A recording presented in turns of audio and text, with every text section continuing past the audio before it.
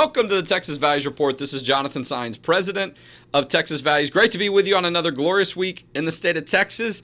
We are about a week, 5-6 days, 7 into August, which means we're starting the countdown, 2-3 weekends until the first football game. I mean, it depends on what level we're talking about, NFL, college, high school. I'll be at the high school football games again, even though, my Johnny has graduated from high school. Now, little sister's coming up and is going to be on the varsity cheerleading team. So you can bet I've got some at least 4 more years of Friday Night Lights to look forward to. No coincidence that there's a little bit of a football theme coming into the beginning of this show today. This is not a show about the sports, but we do talk about sports. Look, with the Olympics and everything going on, plenty of sports-related issues to cover as it relates to our issues.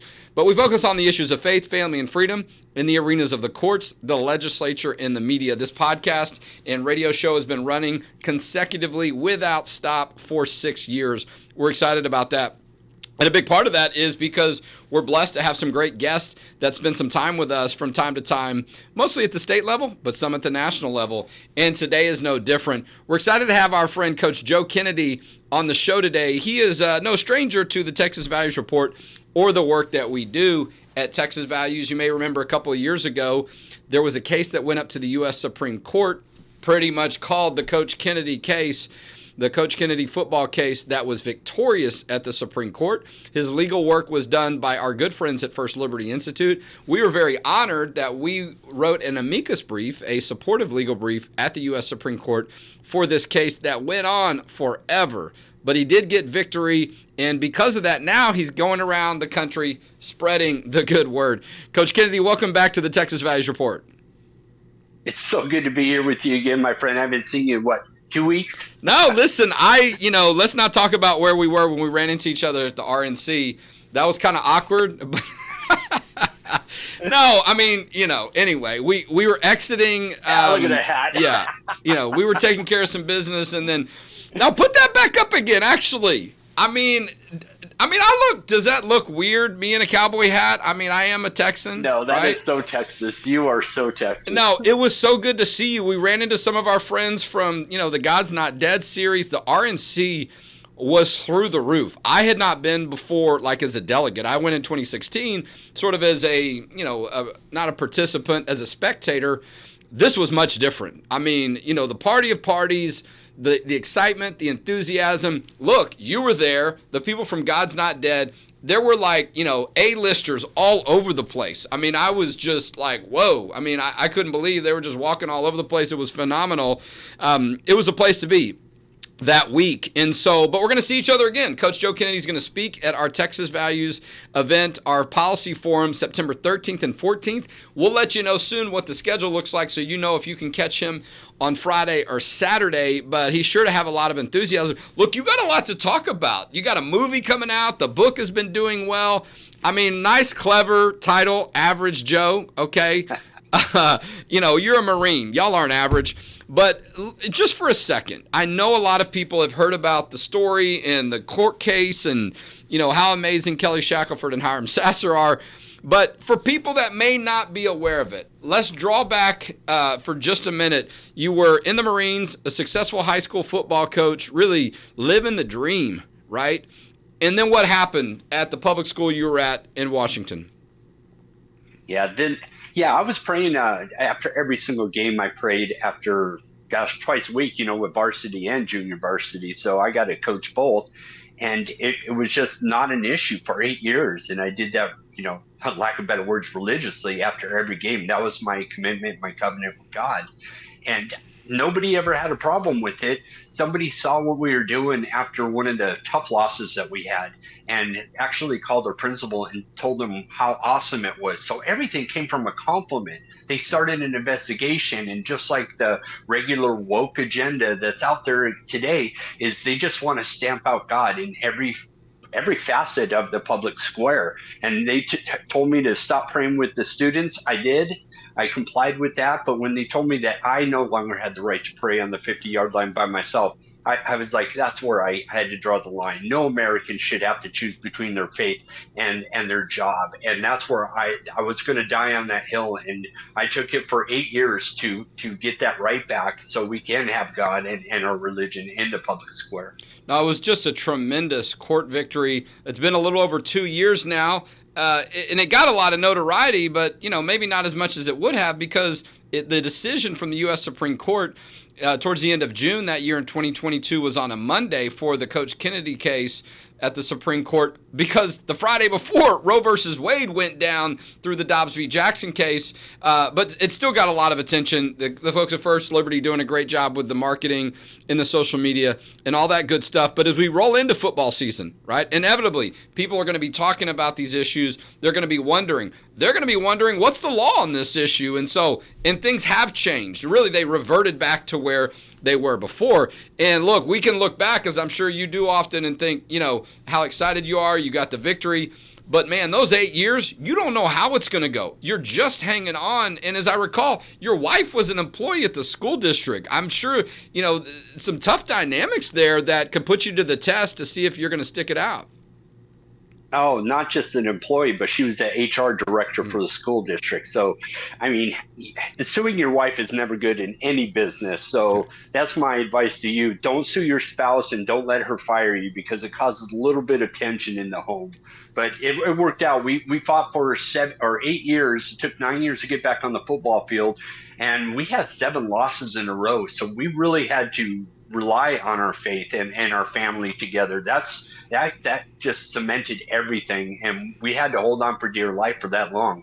So faith and family and freedom that's in our blood. That's what this was all about, and God just came through in every way, shape, and form and made it perfect. There's no doubt. Okay, I'm going to try to share this on my Facebook page. We're broadcasting live on Facebook. If people are out there watching it from that venue, I want to have more people a part of this conversation.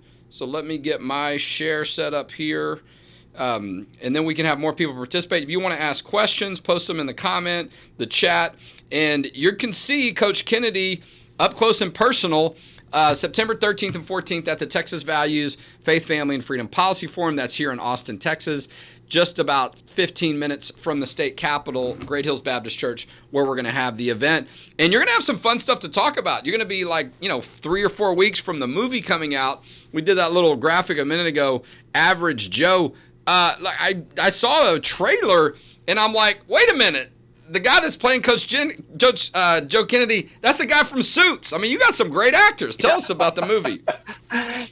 Yeah, that was really wild. I mean, you've known me for years and years, and when they say, we picked the name Average Joe, I always feel like I'm just a little bit below average, to tell you the truth. So we had just a tremendous group of the people that from God's Not Dead. They also did American Sniper, The Blind.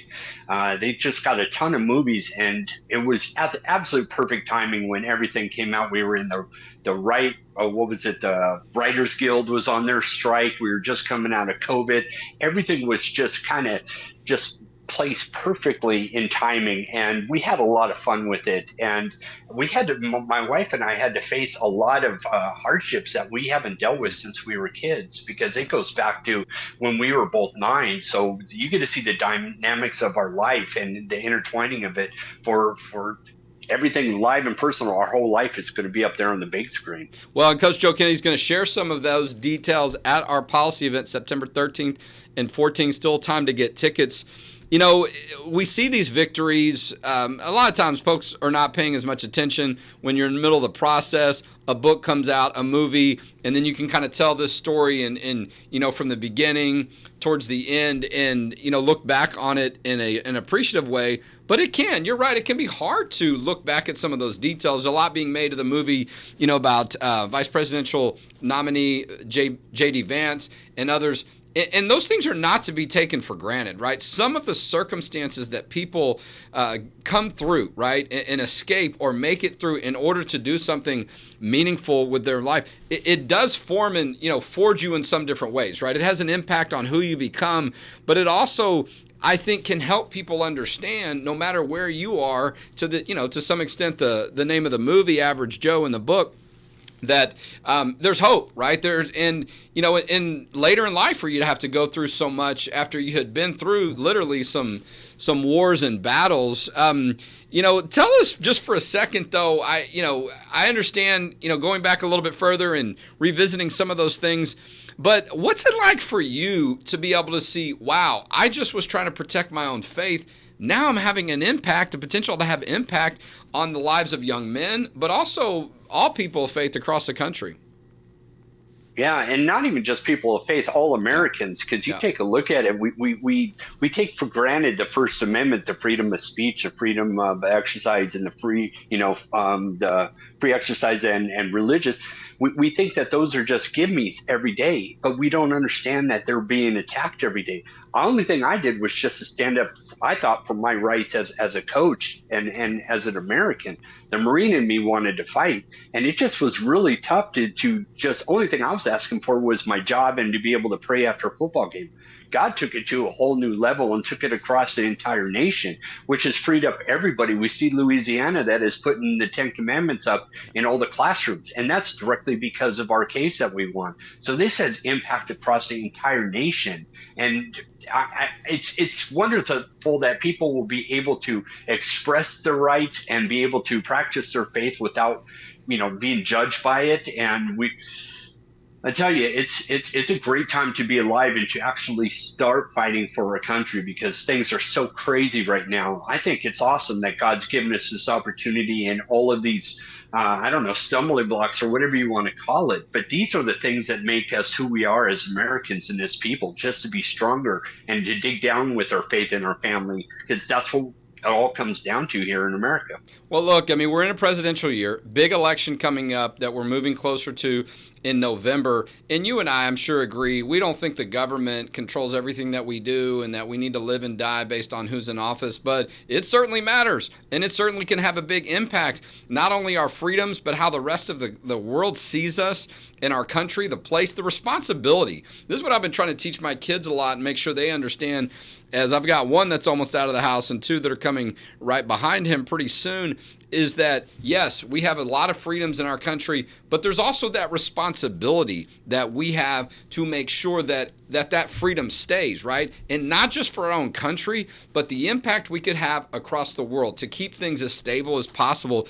And hopefully in some of those other parts of the world that they'll have that respect for freedom of religion and free speech, as we still see people that flee to America. I want to ask you about this, though. And I don't know if it's covered in the movie. I've just seen the trailer. But you had this glorious victory, and, the book comes out, and all the celebrations and just, the jubilations and so on. And then you go back to coach, and it didn't work out so well. They didn't seem like they were all that excited to have you back. The party sort of ended there. Tell us about that. Had to be tough. Yeah, and that was intentionally left out of the movie and the book, because, I like to leave things on a good note. Yeah. And it's just one of those unfortunate things that they took it as bad sports and bad sportsmanship. They took it as a loss and took it very personal, and they did not treat me well, which is sad, because I thought we could have taken this and both, raised our hands in victory and said this was a win for our country. We get to educate our youth in our community about what the law really is and what the Constitution means. But yeah, they didn't take it that way. And as much as I love to coach, they really took all the fun out of it. So yeah, But look what you're doing now, though. God. Look what you're doing now. Yeah. It's freed you up, right, to be in sunny parts of the country, to be in some great opportunities. You're coming to our event. You're at, I don't know how many events you're probably at this year. You're all over the place. Obviously, I saw you at the RNC, and listen, you and I've got to work together for several years. I still get jazzed up when I see you. You've got an energy and enthusiasm that I'm sure is changing lives all across the country.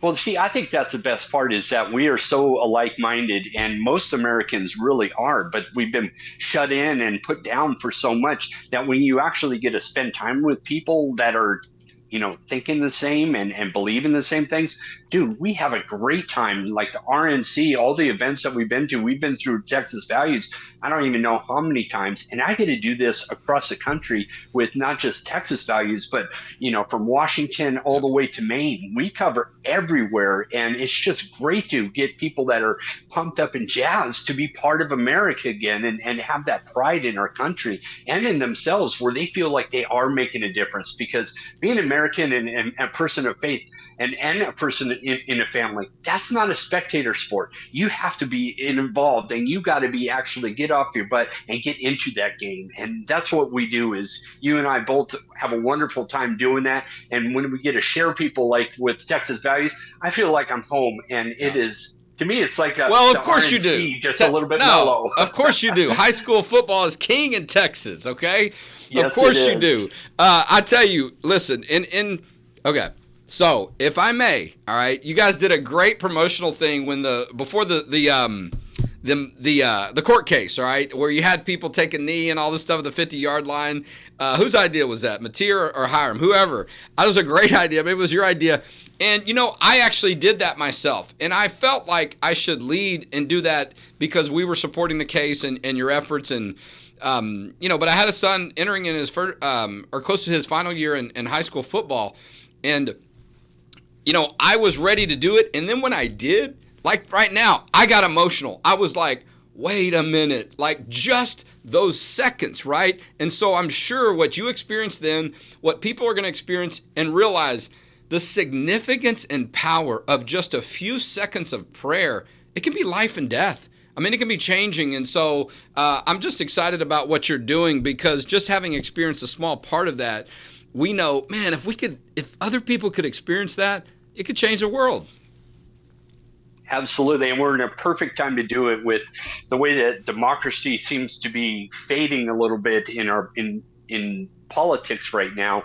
But this is our chance to really stand up. And you are absolutely correct. We need to be active. We need to be participants. And that's what I'm hoping that we do with you guys here in a couple of weeks when we get together, is that we jazz up everybody in Texas that will make a stand or take a knee and be thankful and really just let's get God involved with it, because when we do prayer as a nation, dude, it could change everything. No doubt. So October 11th, the movie comes out. Average Joe, I'm like super excited to see it. I'm sure we'll do something where we'll buy out some theaters and have some fun with that. Probably try to have you back at one of those events. Real quick before we cut out, though, okay, the story's cooling off a little bit, but last week, one of the big stories, particularly as it relates to issues of faith and sports, was the opening ceremonies at the Olympics. And it frustrates me so much because there's been so many great stories, so many athletes that have done some tremendous things. But for them to start that way, this mocking of the Last Supper, and I'm like you, I love to try to keep it positive, but I do think it was important for people to respond to that and say, hey, that wasn't right. You can have artistic depictions in a respectful way. I don't think that's the direction they were going. Did you get to talk about that at all, or what were some of your reflections? Yeah, well, my first reaction, was I could not believe that this was actually happening. Talk about a slap in the face of not just Americans, but people of faith worldwide. And the gall that they had. It's interesting they didn't pick, somebody like Jewish or Muslim to poke fun at, but they did the Last Supper, and what they thought we were going to stand by and just take that on the chin. Yeah. Well, I'm not that kind of Christian. I'm sorry, I don't turn the other cheek. I got to say something. So I made immediate posts and started talking about it on the air and everywhere I can, that we need to be able to push back on those things and not take it, because there's right and wrong. And when something is wrong, we need to be the ones to call it out. And I think God smiles at us every time we do stand up for him and in our faith. Look, and I mean, that's part of our role, I think, in many ways, is to be that representation. And we can do it in a way that's respectful, but it can also be firm and say, hey, this is off limits, and this is not. And I think, part of this is sports supposed to be a uniter. We say that, right? The Olympics is supposed to be a way to unite people, from all over the world. And, the way they start off was, trying to kick us in the teeth as Christians and say, and expect us to smile about it, as if it was some kind of clever joke to be taken lightly. And I think it was it was all intention. But the strange thing is, it almost like confirms though how important the Last Supper and the Christian faith and everything that goes along with it is in our culture. And I don't think they should have picked us to pick on, but it is sort of in a reverse way indicates they know in many ways who is having that, influence, that if Satan can take down Christianity, he's going to have an easy time with everything else. And so I think that a lot of people did respond. Many people did in a respectful way. And I think the message was sent. And I hope it doesn't happen again and we can get more focus on, because there's some great athletes. And you've seen these kids for so many years, making the sacrifices and all that. And, look, I, for one, though, as we get into August, there's nothing like being under those lights, seeing that ball spin, that first kickoff, right? The families or whatever out there. And so, but we know you changed all that, right? The prayers can be abound. They can continue to flow. And, people can say, listen, if you don't like it, talk to the U.S. Supreme Court. I got it. We got it done. And that's quite a legacy. Yeah, it's awesome. You got to be able to exercise those muscles. And if you don't, we know what happens. So I'm glad that people are starting to actually start to flex again and really living up to what our family and our country is all about. Well, Average Joe is the book. Average Joe is the movie about Coach Kennedy, his victory at the U.S. Supreme Court for religious freedom, and what happened before that, how he got there. It's going to be a lot of fun. It's going to be inspirational. Comes out October 11th. And we might do a little clip. We might have the trailer at our event when Coach Kennedy speaks on September 13th and 14th at the Texas Values Faith, Family, and Freedom Forum. You can still get tickets. Coach, love you, brother. Look forward to seeing you in about 3 or 4 weeks here in Austin, Texas. It's awesome. Can't wait to be with the family again, brother. Take care. You know it. All right, Coach Kennedy has been our guest today on the Texas Values Report. It's interesting. I played sports in high school. I did not play football. I played tennis. Got my bell rung pretty hard in 8th grade and had a concussion. And realized, too, about a year before that, I was probably a much better tennis player than football player, but still loved the sport, enjoyed the sport. And there's something special about it. And, boy, I tell you what, would have loved to see my son be coached by someone like Coach Joe Kennedy. And my son had great coaches. I want to be able to acknowledge that for people to know people like him. These are the type of people that you want in those positions.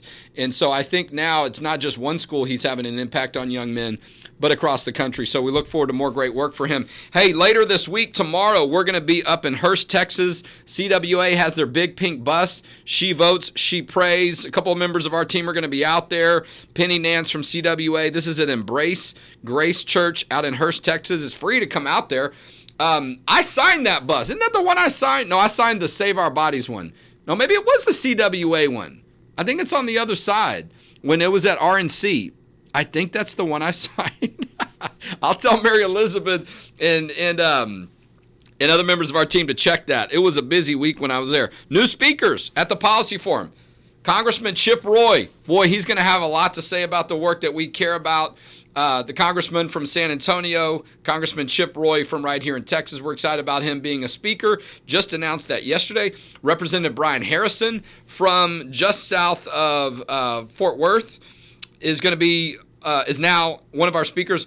Vanessa Sivich, she is one of the Texas Children's Hospital whistleblowers.